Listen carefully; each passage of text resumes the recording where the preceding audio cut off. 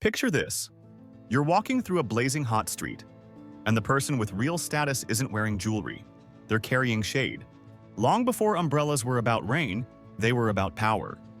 In the ancient world, the umbrella started as a portable shadow, an object so impractical for regular work that it became a perfect symbol of privilege.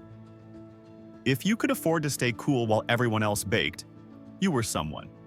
One of the earliest umbrella-like designs shows up in ancient Mesopotamia, where art depicts rulers shaded by attendants holding a canopy over them. Not for weather, for rank. The shade wasn't the point, the message was. Then you see the same idea flourish in ancient Egypt. In carvings and paintings, servants hold sunshades over important figures, sometimes with long handles and broad, leaf-like tops. Again, it's not, "I don't want sunburn." It's, "I don't walk under the same sky as everybody else." Here's the weird part. For a long time, umbrellas were basically the opposite of convenience. They were heavy, stiff, and often required someone else to carry them, which honestly made them even better as a status symbol. A tool that requires an assistant is basically ancient branding. From there, the umbrella's story gets even more global. In ancient China, craftsmen began experimenting with collapsible frames and treated paper. The big leap was waterproofing, oiled paper and lacquered surfaces that could actually handle rain.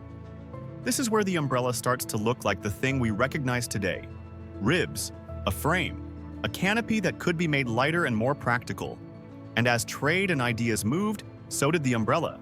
In India and parts of Southeast Asia, ceremonial umbrellas became important symbols in royal and religious settings. Parasol-like, ornate, and often tied to authority.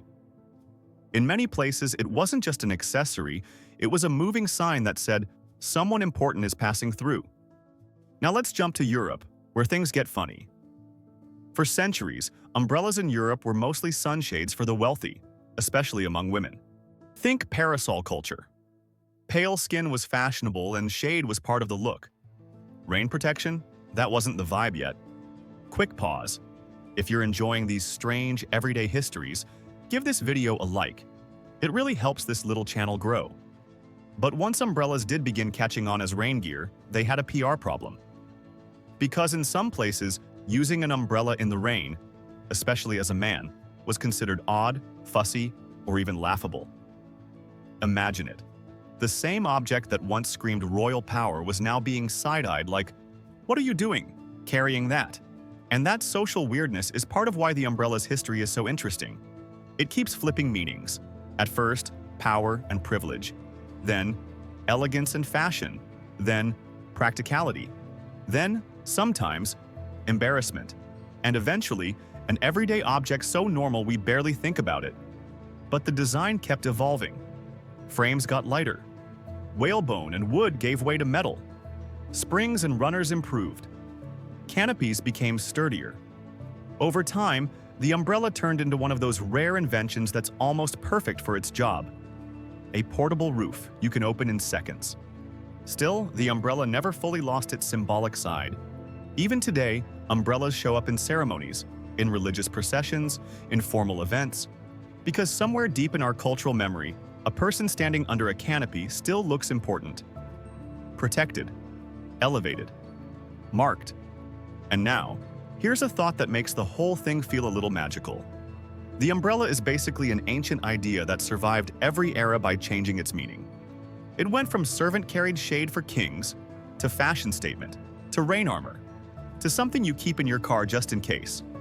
Same object, different story. So next time you open an umbrella, you're not just blocking weather. You're using a tiny piece of ancient status technology, one that traveled across empires, across continents, and across thousands of years, just to keep your hair dry. And now I'm curious, what everyday object do you think has the strangest hidden history?